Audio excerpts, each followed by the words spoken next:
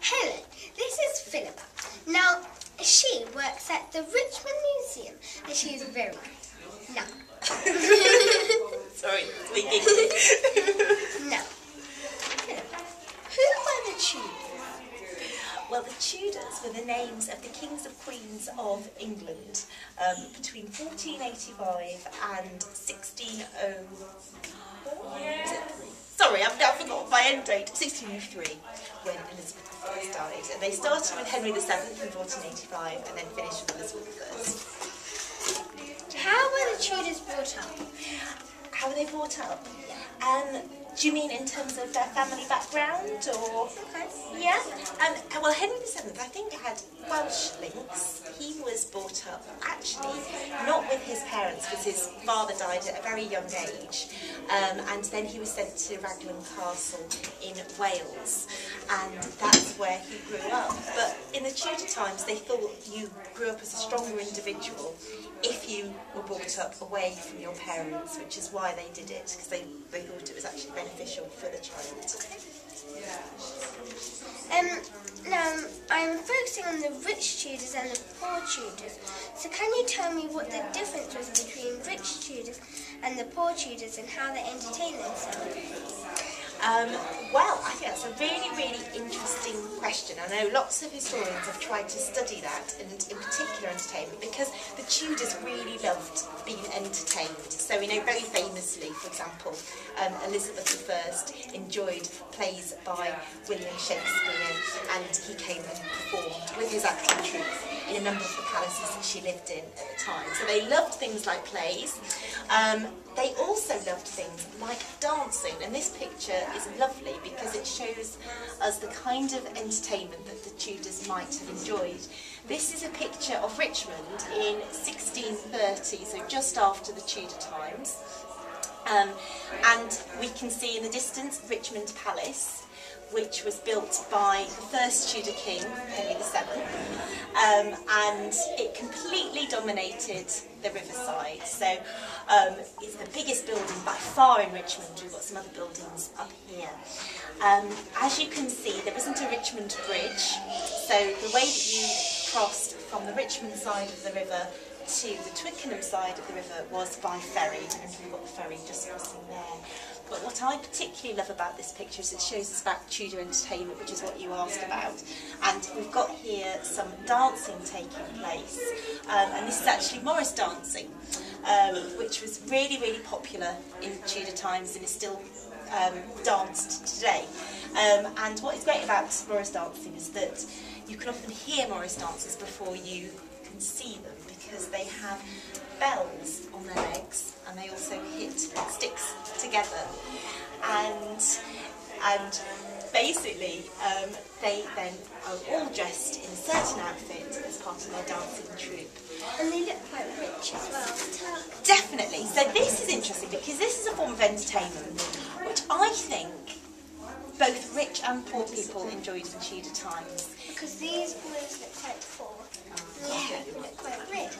Yeah, you've got, I think you're right, I think we've got some quite wealthy people here. We can tell that by what they're wearing and also the colours of their outfits as well. So for example, this yellow dress might have been a very expensive dye at the time, and the dress was probably made out of silk or velvet, some kind of expensive material, and the lady's holding a lovely fan in her hand. But over here we've got also viewing the dancers. We've got some possibly poorer people, because these look like they're people who work in agriculture and Richmond, and they work in farms, and actually it reminds us that Richmond at this time was an area where most people, I think about 90% of the population, worked in farms, in farming.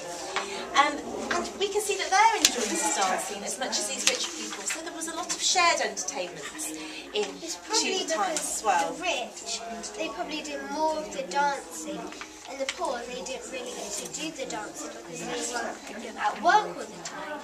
Yes, possibly. There's certainly probably the opportunities for dancing, that kind of entertainment, will be fewer for the poorer people. However, I'm sure that they probably enjoyed it just as much as the rich people did. And we've obviously got the dancers who are here, and they're obviously collecting money as well. So they're asking some of the more wealthy people in the crowd to give them money, perhaps towards their accommodation and being able, and their living at the So time. maybe they could get more money to buy some more seeds to farms. Yeah, possibly, yes, or even just pay for their board and lodgings.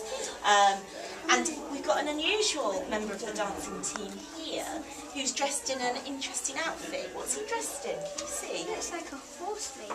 Yeah, he is. He's dressed up as a horse. Sometimes it's called a hobby horse.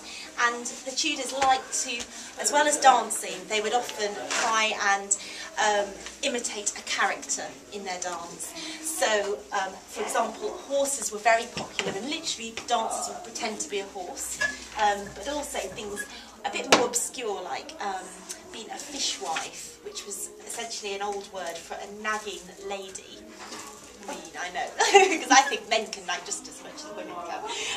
But they would also pretend to be one of those in the dances. So it was quite interesting, the entertainments at this time. And there's also a dog there. Yes, we've got a little dog there.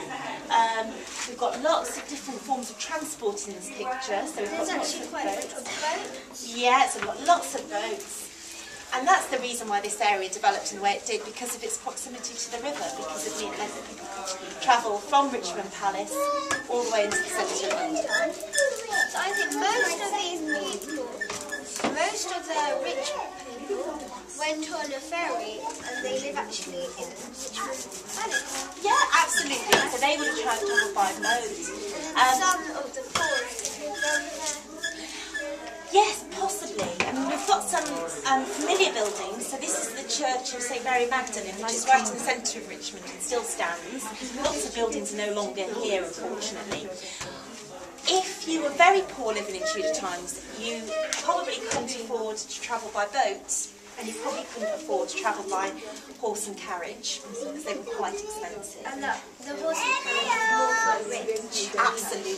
But what you would have had to do is walk. And we've got here a man who's walking and possibly has walked a very long way. What do you think? It looks like he's got like a picnic maybe, or Yeah. maybe something. Yes, I think it's almost like a picnic basket or something like that. Thank you. It's an absolute pleasure. Good luck with your research.